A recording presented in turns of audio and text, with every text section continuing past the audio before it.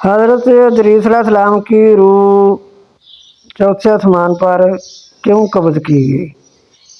اس لیے کہ حضرت ادریس علیہ السلام کی طرف اللہ تعالیٰ نے پیغام بھیجا کہ اے ادریس،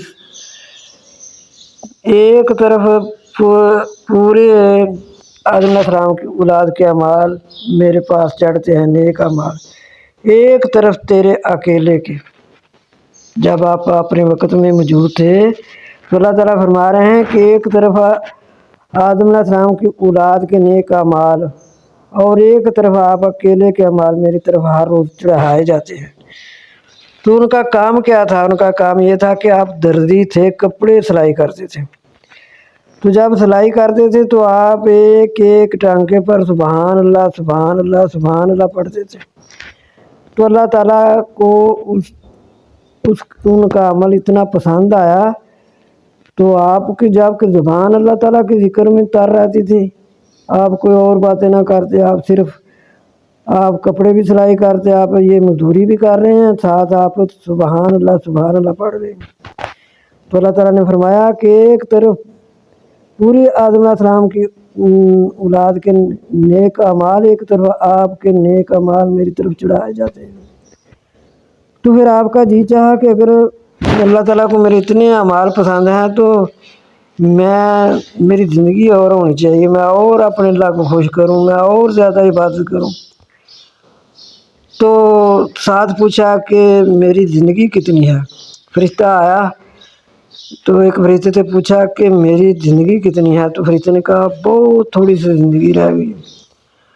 تو آپ نے فرمایا کہ میری گزارش کریں اسرائیل سے کہ میری زندگی اور بڑھا دیں تاکہ میں اللہ تعالیٰ کی عبادت کر لوں۔ تو جو وہ فرشتہ دوست تھا، اس فرشتے نے ادریس علیہ السلام کو اپنے پروں پر بٹھا کر چوتھے آسمان پر لے گئے۔ جب چوتھے آسمان پر لے کر گئے تو ادریل سے جا کر سفارش کی کہ ادریس علیہ السلام کی عمر کو اور بڑھا دو تاکہ وہ اپنے اللہ کی اور عبادت کر لیں۔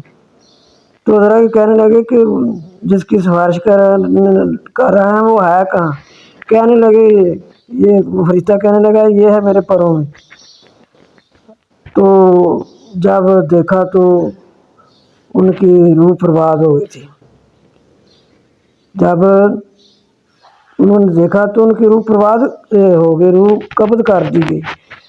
تو آپ نے کہا، ادریل نے کہا کہ مجھے بھی یہ حکم ہو رہا تھا کہ اللہ تعالیٰ کہہ رہے تھے کہ چوتھے آسمان پر اس کی روح کو قبض کرنا ہے، تو ادریس کی روح کو۔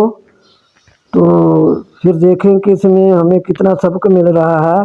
پہلے تو یہ کہ جہاں ان کی روح نے قبض ہونا تھا، جہاں ان کی روح نے پرواز ہونا تھا، وہاں وہ کیسے پہنچے ہیں؟ خود پہنچے ہیں، فرشتے سے کہہ کر پہنچے ہیں کہ مجھے لے چلیں، اپنے پیروں پر بٹھا کر ادریل سے جا کر کہیں کہ میری عمر کو بڑھا دے۔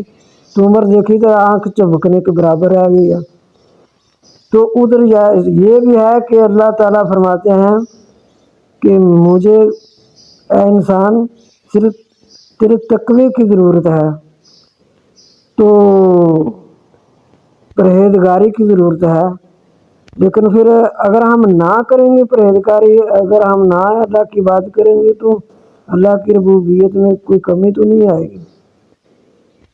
تو اللہ تعالیٰ نے اتنے اپنے نبی کو ذکر کرنے والے کو ایک آنکھ چمکنے کے برابر بھی ان کی عمر نہ بڑھی، اتنی عبادت کرنے والے کی اتنا پسند تھا عمل اللہ تعالیٰ کو، پھر بھی آپ کی عمر نہیں بڑھی۔